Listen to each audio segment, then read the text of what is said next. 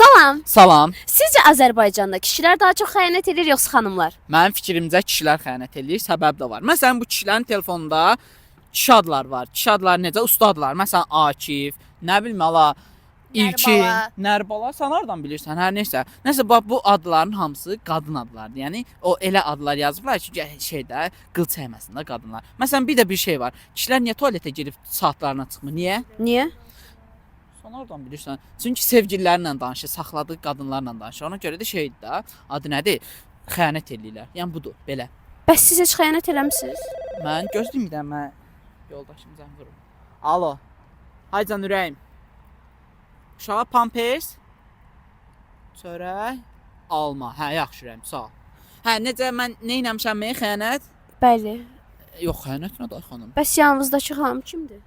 Ay, bu parkda bayaq tanış olduq. Belə şeylərə fikir verməyin, belə şey. Əsas evimizə gedirəm, çörəyimiz adamım, onun belə şeylərə. Allah